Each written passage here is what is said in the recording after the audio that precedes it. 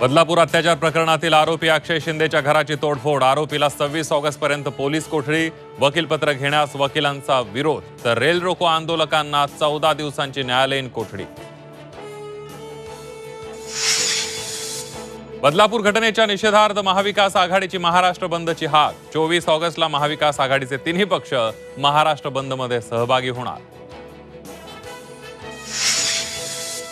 बदलापूरचं आंदोलन राजकीय दृष्ट्या प्रेरित। मुख्यमंत्री एकनाथ शिंदेंचा आरोप। आंदोलन 8 ते 9 तास कसं लांबलं, शिंदेंचा सवाल। तर ती शाळा भाजपशी संबंधित, संजय राऊतांचा आरोप।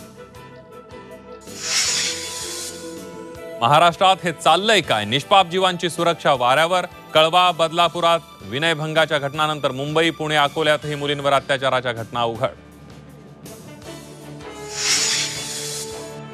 काँग्रेसचा विधानसभेसाठी 125 किंवा 135 जागांचा प्रस्ताव। महाविकास आघाडीच्या बैठकीत अंतिम निर्णय होईल, वडेट्टीवारांची माहिती।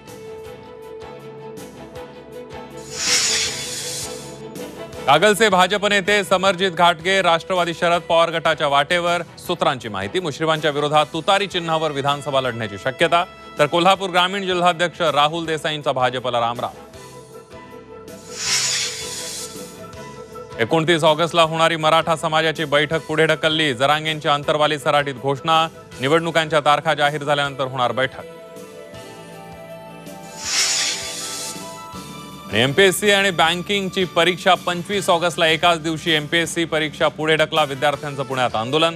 सुप्रिया सुळेंनी घेतली आंदोलकांची भेट, तर सकारात्मक निर्णय घेण्याची एमपीएससीला विनंती, फडणवीसांची माहिती।